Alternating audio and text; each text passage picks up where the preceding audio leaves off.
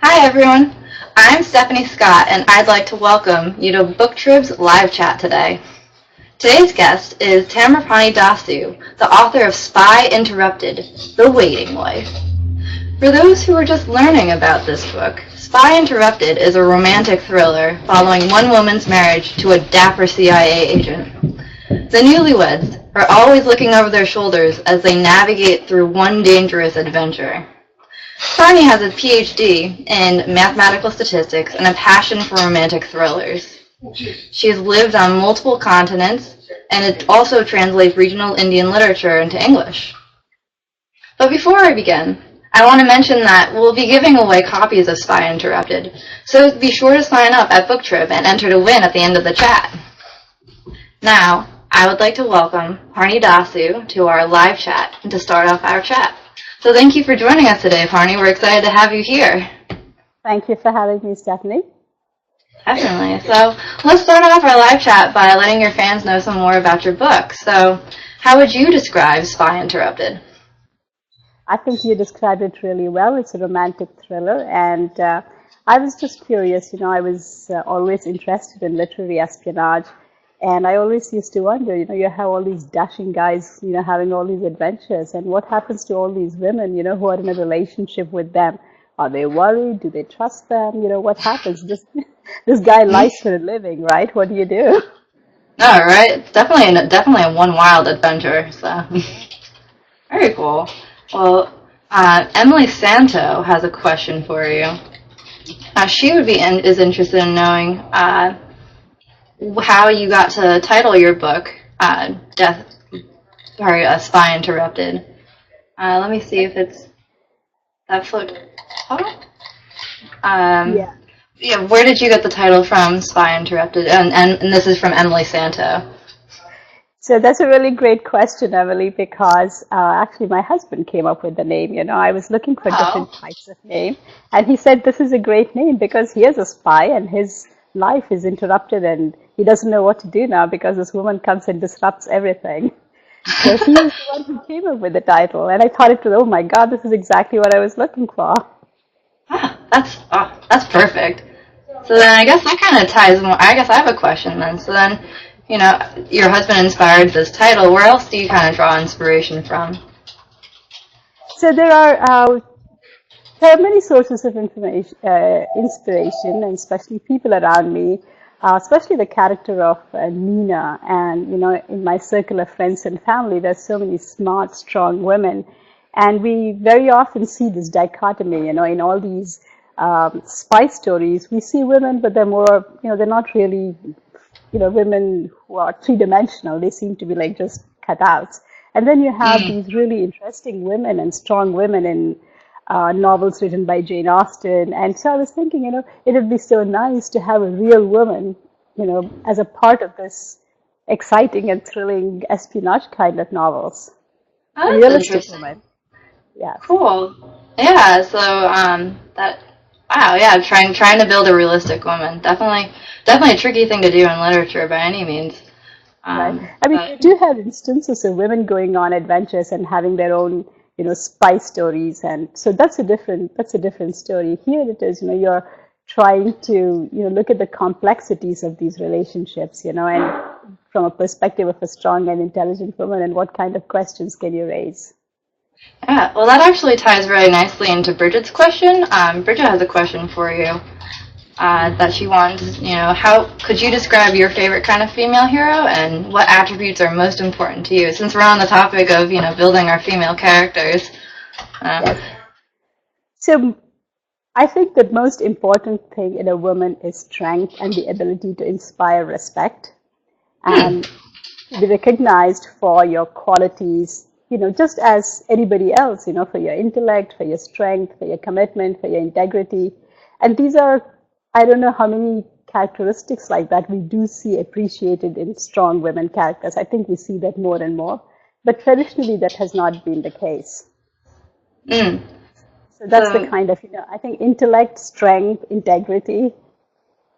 Wow. Yeah, and definitely working for it. So that's definitely a big part of it. I guess that also ties into kind of how, like because we're looking, we've been talking a little bit more about this. We're talking about this as a romantic thriller, but how do you think that you're changing and adding to the romantic thriller genre?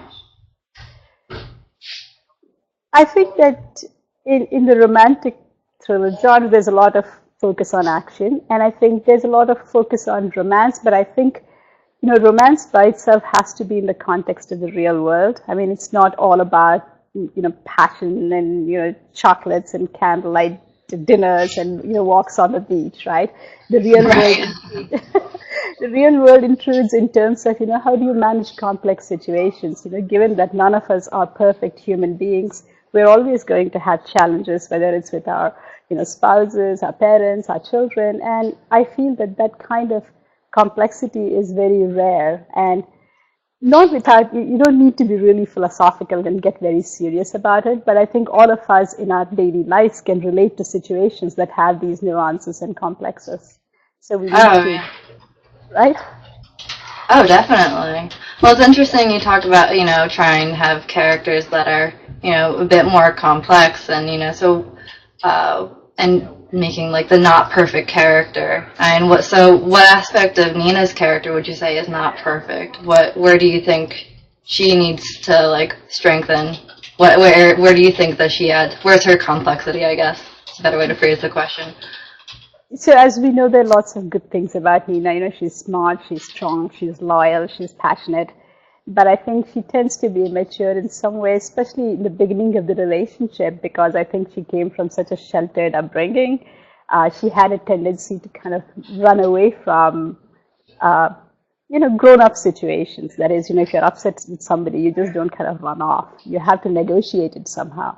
And I think that's where her weakness was. And we see that by the end of the first novel, she has developed or she has learned how to deal with conflict and how to resolve situations, especially in the end when, Stephen is really upset that she disapproves of the kind of things that he does, the kind of harsh measures that he takes in the pursuit of terrorists and bringing them to justice. And so she's able to negotiate her own ambiguity about what he does in a grown-up manner rather than kind of running away and going and hiding in her parents' home. No, I definitely know I've done that a couple of times. Can't deny that. But well, I guess then to that counter, then, so we've identified our female character as where her complexity is. Then where would you say is Stephen's complexity? Where do you think that kind of adds to the mix in the story? So I think he has been a bit of an absolutist because perhaps, he has been on his own or, whatever, maybe because of his profession, he tends to do things on his own terms. And when you have somebody else in your life, you have to accommodate them somehow. Just, loving them and saying, you're the greatest and I'm going to be devoted to you for the rest of our lives is not enough. You have to somehow accommodate their values and their feelings. And I think he does a really good job of that, especially by showing respect to her family, which I think is really important to her. She's very close to her family, and I think that's something that's really important to her. And he understands that and he respects that, and I think that's been a growth for him. Yeah, that's really interesting because then you're putting Stephen as this lone wolf into a world with Nina, who clearly is used to being around lots of people and kind of doing lots of different things, but she also has her own realm of independence. She's kind of hesitant to get in this relationship in the first place. But I kind of want to direct our attention to another question from BookTrib, which actually directs the issue of families. Nina and Stephen come from two very different families in this story, and so how do these polar family styles impact their relationship? So in the beginning, it's really difficult for them because even though you're able to communicate through language, it's really difficult to understand the other person's behavior without knowing their history and the context and the culture that they come from. And I think that was really difficult in the beginning, that, she can't understand why he has to do everything on his own and why he doesn't want anybody else to participate or why he keeps things so close to himself. Of course, it's a professional necessity for him, but you can't continue that in your personal life if you want to have a healthy relationship. And so that's what is difficult. And he finds it difficult to trust relationships given what he has been through with his parents. So he finds it difficult to trust those relationships. On the other hand, um, he has to get accustomed to the kind of gregariousness that is prevalent in her family. Everybody's talking simultaneously and they're constantly having parties and socializing. So he has to kind of get used to that as well. And we'll see more of this in the second part of the trilogy where, so I think we'll see more of this aspect as well as how they change because of each other's backgrounds and what the two of them bring to the relationship. Oh, well, since you brought up the second book, I guess we should probably talk about that. So so this is going to be a trilogy? Yes. Oh, cool. And who knows more, depending on what they do. Oh, really? Well, so could you give us maybe a little bit of a teaser for what the second book is going to look like? Oh, sure. I'll try not to give away the ending of the first book, but the second one is more of a political thriller. Oh, interesting. Because Stephen decides to change his career path because there's just too much danger to him and to Nina should he continue in his current profession. So he decides to change his career path, but being Stephen, he wants something that's challenging and where he can really put all his energies into. And so the second one is more a political thriller where he is, let me say, he's going to run for election, political office. Oh. And Very of cool. course, and his past is going to come to haunt him. And there's a particularly tenacious and nasty journalist who's after him and who tries to kind of dig up all his past secrets. And so it's the tension between these two and how Stephen turns to, his friends and his wife and his family and how he learns to rely on them to handle a lot of those situations. Huh. Wow. The second book's going to be pretty intense. There's got to be a lot going on. So I guess that kind of leads me to another question. We've learned about what motivates Stephen, and we definitely have learned quite a bit about Nina. So what would you say are some of the things that motivate you, whether in regards to writing or actually, everyday life as well? This is a question by Bren, by the way. Oh, what motivates me? So I've been very fortunate that I've had a very good life. I had excellent parents and, I have a great husband, a great son, and I love my job. I have fantastic colleagues. But I think after, your children grow up and go away, you need something else. And I've always wanted to write. And so the entire day, I look forward to coming home and writing. And I usually start writing at 10 in the night, when everybody's gone to bed and it's nice and quiet. And I write from around 10 to kind of 3 in the morning, and I'm a late riser. And it hasn't been, my doctor's not very happy with my habits, and I probably have to change them. But it's something I look forward to the whole day. So it's a lot of fun. It gives me something to look forward to the entire day. The prospect of writing at night.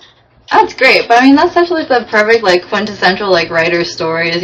Spending all those burning the midnight oil kind of nights where you're writing as to the last minute, trying to go as far as you can until you really fall asleep. Yes. But very cool. Well, since we're speaking a little bit more about you, I'd like to answer Bridget's question. She wanted to know that she saw in your bio as well that you have a PhD in mathematical statistics, and she was wondering, how you came to write this book. You said that you've always loved writing. How did you get to this book today that you have now? So it's an interesting story because, both on my father's side and my mother's side, they're all, mostly they're writers, they're music composers, they're journalists. So I was kind of the black sheep of the family when I decided to study math. And for some reason, I don't know what made me choose that as a major, but, I chose math major. And it's been really good because there's some very interesting problems, and there is a lot of similarity between writing and math and statistics and computer science. That it's getting to the bottom of a problem, and in writing you're trying to understand what motivates these people, and I think there's a lot of similarity in trying to analyze what people do versus what happens in math and computer science and statistics and data. Wow. Hard to Yeah. believe, but true. No, but it's so true. I mean, it's a different kind of adding in itself. You're adding different how characters relate with other ones, so different kind of math. Right, Very cool. exactly. Well, it's interesting. I have a question for you. You had said that you came from a family of writers and journalists, and I remember when we had been talking about that you've been translating regional Indian literature, and Right. so how did you find yourself doing that? I'm sorry, how do I? How did you find yourself doing that? Just doing the English translations and getting Oh, involved with it. so one of the things that happened was this happened when my son was in middle school or high school, and one of the things that I used to, always kind of regret that. Um, so my mother tongue is Telugu, which is spoken by a certain part of a certain region in India, and I used to feel that there is so much rich literature there, and my son would never get to Mm, actually know about it. So that's how I got thinking about that. And there are some existing translations, but they generally tend to be classics, not contemporary fiction. And so my mm, father and I started about, I would say in 2006, we said, this is a great thing to do. And my father he knew people in India who had access to these groups of writers who were regional and who didn't have the exposure either nationwide in India or to the rest of the world. And so we, with their permission, we took some of their stories, we translated them, and we made them available on the web, for whoever oh wants to read wow. it. Yeah. Oh, that's so cool. It's kind of like what with Google trying to make more books available and online. But wow, that's really awesome. Wow. I'm so glad I got to ask that question. Yeah. It uh, was a lot of fun. wow. So were there any really good stories that you came from that you found out of that experience? Yes, very much so, because I grew up in a city, and so most of my experiences have been predominantly urban experiences. And these were written by writers, who lived in small villages, small towns, and the problems they faced and the opportunities that either they were denied or so it was really interesting to read about those, which I would not have normally come across. Yeah, no, I remember because you've lived in a lot of different places too. Wow. I think I better answer someone else's question. I think I'm going to answer. Jessica has a question about speaking of authors and other authors. Who influences your work? Are there authors? Or are there other people in your life that have influenced this book and perhaps the rest of your other writings that you're still working on? So, in terms of who influences writing, I mean, there are just so many great writers, and before the live chat we spoke about Marquez, who's one of my all-time favorites, Oh um, yeah, right? And of course, yeah. Jane Austen in her, uh, she's just so perceptive, right? Oh Uh, yeah, she's great. and so there's a lot of great writers, and whenever you read, you kind of absorb what all the good elements in writing are about. It's not about imitation, it's not about reproducing something that somebody else writes. It's about understanding the thoughts and how you represent them. So it's always great to read, and all the great authors I've read have greatly influenced and helped my writing. And in terms of people around me, I mean, it's their stories and their characters and their quirks and their behavior that gets into the characters. Because as we go through life, right, we observe people around them, and without even knowing, we tend to absorb all the things about them and how they relate to each other. And I think Mm. almost everybody and everyone I meet is somehow influences what I want to write about. Ah, no, that's so interesting. Making the point that like everyone is connected in that way. I guess on the note of personalities, Chelsea has a question for you. She was wondering if there are any personalities in the book who are based on people you've dealt with in your lifetime.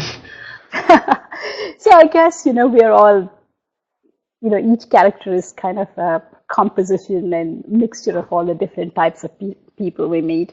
And there are certain traits that I see in my family, in my friends, that kind of seep into all these characters, and things that I admire, like, for example, um, the ability to stand up for your principles or to take on tough challenges, and things. There's certain characteristics in Stephen which I really admire, and which I get from people really close to me, like for instance my husband or my father or my friends. Um, so, for example, the activism in Nina comes from some of the friends I really admire for what they've done and what they've contributed. And we'll see more of that in book 2. Oh, great. Well, speaking of activism, I knew about this, but I don't know if all of our viewers know that you're actually going to donate the proceeds from your book to a few different charities. So I was wondering if you could tell us a little bit more about what organizations you're donating to, and a little bit more about the inspiration behind that.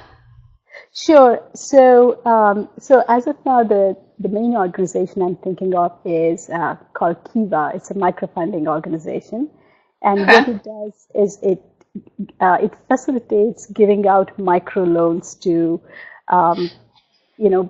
people all around the world who are in need of, sometimes even a small amount like $25 or $50 can help somebody make a big difference in their business, in their life, some kind of an enhancement. And so that's a well-known and well-tested charity. But there are many others like Charity Water, for instance. And also, I'm also looking into, of course, libraries are near to my heart, so public libraries are definitely going to be on the list at some point. And there are some other organizations which I'm still researching. And one of the things I think Christoph of New York Times has written a lot about this. This is about trafficking. And if there are any organizations out there that either prevent trafficking or help rehabilitate people by providing, education. Education is the biggest thing that we can do to make women and girls self-sufficient. And so any organization that facilitates that. So I'm still researching those because those are kind of hard to track down, and you need to know their authenticity. And so I'm looking into those right now. Oh, definitely. That's great. I mean, having a book with a cause is so, it's such an inspiring piece, and it fits so well with your book because you have such a strong female character. So, why not have this, the proceeds go towards a program that's trying to help empower other women? To get back to your book a little bit, Jessica had a question. She was wondering if you had a more memorable moment or one of your favorite parts of your book as you were writing. Oh, absolutely. I'm a complete and total romantic, so it has to be the picnic on the beach and that moment on the lighthouse. I think that's the moment when they fall in love. So I'm a sucker for love stories. Oh, aren't we all? I mean, they're so good, and that scene was so fun. I love reading that part. If people haven't read that part, they really should because it's great.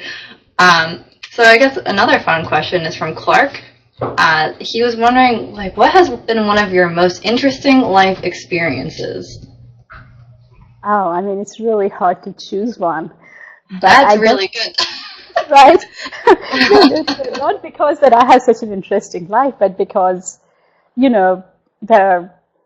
things are always challenging, right? But I think the defining moment was, I think, when I came from India to the US as a graduate student. That was a defining moment because it was you see, in those days, we didn't have the communication channels that we do right now. I know I sound like a dinosaur, but there was no internet in those days. And so communication was really hard. And so I found it very traumatic. But coming to this country changed my life. I met my husband in grad school, and, I have a really wonderful profession. I get to be in one of the most exciting research labs in the world because I came to this country and because of the education I got here. So, so I think that part of my life was really a defining point in my life. Definitely. Well, on the note of traveling, Bren had a question. He was wondering if since Nina and Stephen do a lot of traveling in your book, have you traveled to any of these places yourself? Oh, to the place? Oh, sure. I grew up in New Delhi, and Right. Right, and yes, I have been up and down the New England coast, and in fact, I've been to a beach which looked very much like the beach that Nina and Stephen were on. So those are absolutely gorgeous places. Absolutely gorgeous places. I'd like to go to that beach. That sounds great. uh, but Jessica Drive along, wanted. just drive along Rhode Island and go somewhere up north, and we'll be there somewhere. Oh my goodness, yeah. Well, that definitely sounds like a great life decision, so I'll have to get onto that. But Billy has a question for you. He was wondering what are some activities you like to do in your spare time? I mean, clearly you're writing from 10 at night till 3 in the morning, so in the other spare time that you have, what do you find yourself doing? Well, I think, right, that pretty much takes up most of the time. But I do enjoy gardening very much. And my husband and I, during summer, we spend a lot of our time outdoors in the garden. We have, my husband has a green thumb. And anything to do with flowers, and I'm sure it has come through in the book, or if you see my website, I mean, there's flowers all over the place. So I'm really into flowers in a big way, and we spend a lot of time in the garden. We go to flower shows, and of course movies, and I love movies and reading, of course. Oh, definitely. Yeah, gardening's so fun. Can't do it now, but I know. It's just snow outside. too much snow. But Billy was wondering, as you were writing, did you get caught up in about what your reader might think of your draft, or did you get to stick to the story that you wanted to tell? Did you feel like you were thinking about your audience a lot as you were writing, or were you just telling the story that you wanted to tell without? It's really strange, it's almost like there's this movie playing in your head. It's like a video that's going on, and you can just barely keep up with it, trying to put it down. So I think I don't think I had any particular person or audience in mind. It was just like, oh, these two characters, and let's see what they're up to. And they kind of went along doing their own thing. And so in the beginning, it was just kind of trying to put everything down. And subsequently, I think I just wanted to make it, clear and as so that it's not long-winded and woody. Just kind of trying to pare it down and make it move fast. Definitely.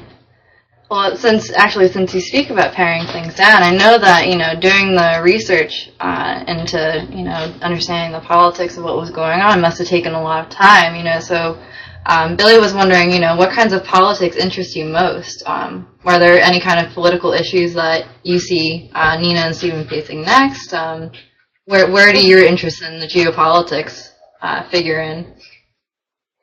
So American politics is endlessly interesting, and of course, during my, whatever time I've been here, it's become increasingly polarized. But the fun part of it is we've had people like Jon Stewart and Stephen Colbert who have made it so much more fun. And so politics in general is really interesting, and given how interconnected everything is, politics here influences politics in India and, the whole subcontinent, the Indian subcontinent. And so I'm definitely interested in issues there, because the slightest change there can sometimes have, far-reaching consequences. So I definitely do have an interest in the region. Very cool. Well, I have a question from Jared, and I think we need to answer this because this seems really fun. So if you had to pick a spirit animal, what would you choose and why?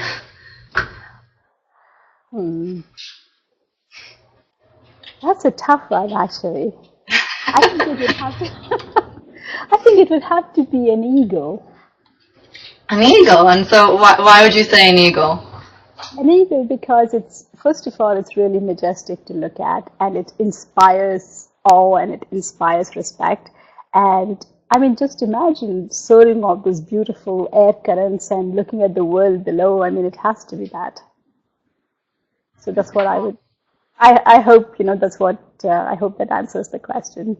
Oh yeah, no, that's a great answer. Majestic, giant flying bird, which is beautiful and amazing. That sounds like a great answer. I think that definitely answers Billy's question. So Emily Santo, actually, we only have time for one more question, everyone. So Emily Santo has a question. She was asking, what character in Spy Interrupted do you relate to the most? I think it has to be Deepa. She is the heroine's mother. And I think I relate to her the most because she's the person who kind of keeps everybody and everything on an even keel. and she has to manage and kind of make peace between many conflicting temperaments. And she does it with grace, and she gives a lot of good life advice to everybody around her. So I don't think I give life advice to people, but I do appreciate that role very much, and I think it has a bit of my mother in it, so I do relate to that character. Alright. Well, unfortunately, that's all we have time for today. But just before anyone signs off, remember to sign up at BookTrib to enter to win your copy of Parni Dasu's Spy Interrupted: The Waiting Wife. So thank you, Parni, for joining us today. It's been an absolute pleasure. I hope that everyone had a great time, and I'd like to say goodbye to everyone. So farewell and have a great night. Thank you, Stephanie, and thank you everyone for watching. Bye-bye. Bye.